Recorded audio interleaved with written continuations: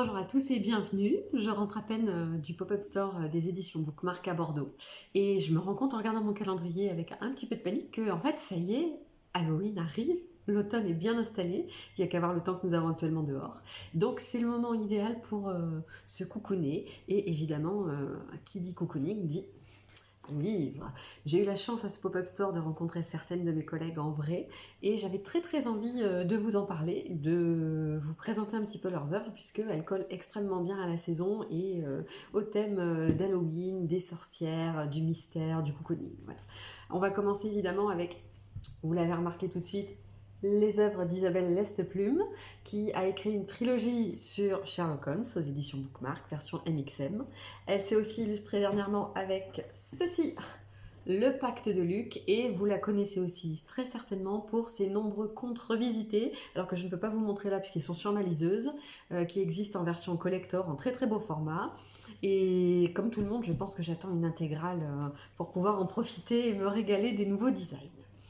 Alors, pour vous présenter ces auteurs, vous avez tous les liens qui vont apparaître en dessous de la vidéo qui renvoient vers leurs réseaux sociaux, vers leur site, vers leurs livres, bien évidemment.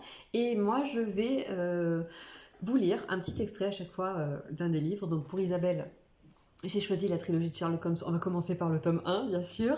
Et je vais vous lire la page 99. Pourquoi la page 99 ? Parce qu'en fait, il y a une théorie qui existe, qui raconte qu'à la page 99, l'intrigue doit être installé, les personnages présentés, le style est suffisamment avancé pour être considéré comme mature. Donc en lisant la page 99, vous êtes censé pouvoir savoir si le livre va vous plaire, va vous intéresser. Page 99 de la trilogie des Amants de Baker Street, le détective et le soldat blessé. Holmes attrapa une couverture et en recouvrit solennellement l'animal. Après quelques secondes de silence, il se releva, sourit et tendit la boîte au policier.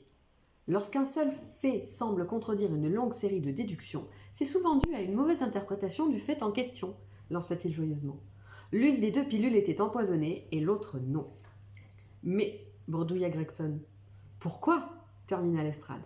Ah, ça, vous le sauriez si vous aviez interprété correctement les indices à votre disposition. Voyez-vous, plus le crime est extraordinaire, plus il donne d'éléments permettant... Monsieur Holmes, le coupa Gregson. Tout cela est fort intéressant, mais nous avons besoin d'un coupable. Le détective lui renvoya une moue boudeuse. Holmes, il pourrait commettre un nouveau crime, argumenta Watson en tentant de ne pas sourire. Son colocataire fit non de la tête. Il a fini de tuer. Oui, je connais le nom de l'assassin, et je pense même savoir très bientôt où le trouver. Je vous préviendrai dès que je lui aurai mis la main dessus. Faites-moi confiance.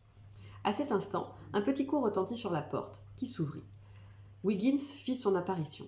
Il adressa un regard peu amène aux deux policiers avant de sourire à son employeur. « C'est bon, monsieur Holmes. Votre fiacre est en bas. »« Parfait, » approuva le détective. « Peux-tu demander au cocher de venir m'aider à descendre mes bagages ?» Watson lui jeta un regard déconcerté.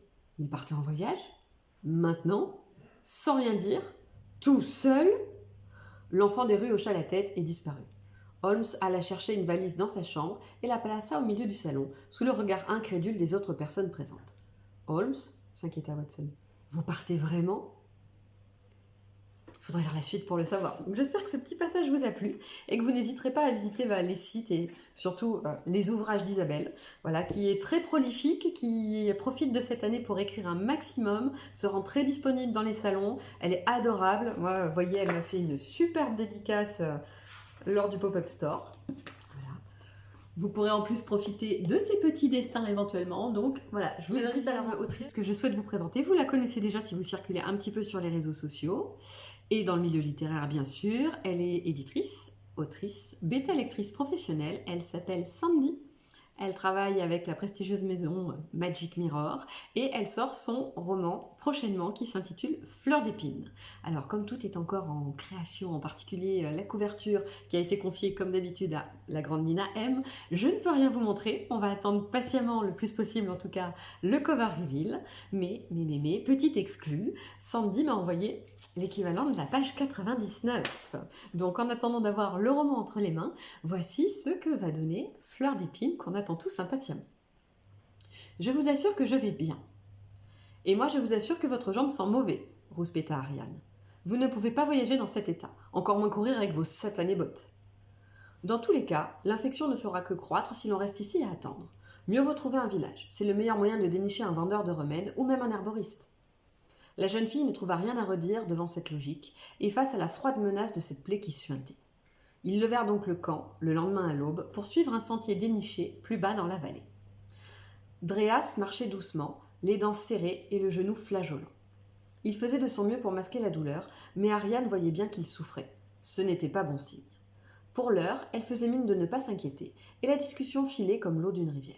« Ce sera étrange pour moi d'avoir un écuyer. Je ressemblerai peut-être à un vrai chevalier, » s'extasiait Dréas. « Vous ressemblez déjà à un chevalier, » il pouffa. « C'est parce que vous n'en avez pas assez croisé. Votre œil n'est pas habitué. » Elle n'était pas d'accord. Son envergure, la confiance qu'il inspirait et la bienveillance qu'il dégageait lui donnaient l'air d'un prince à ses yeux. « J'ai passé du temps avec Alric. » Il se renfrogna dans la seconde. Le sujet était sensible. « Oh, il s'agit de mon frère, vous savez très bien que je l'ai côtoyé de près. »« Je le sais, mais je préfère éviter de penser à lui toutes les 5 minutes, comme s'il voyageait avec nous. Je vous en serai reconnaissant. » Vous préférez une vérité qui vous dérange ou un mensonge qui vous plaît ? Je peux faire comme s'il n'était pas mon frère, même si ça ne réglera pas votre problème. Dissimulée derrière une boutade, Ariane avait vite compris que se trouvait un nœud confus et obscur.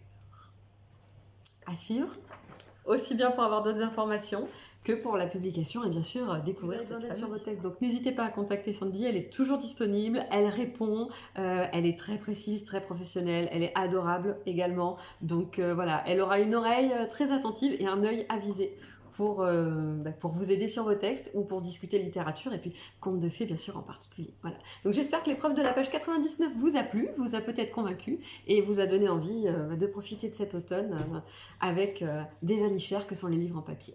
À bientôt!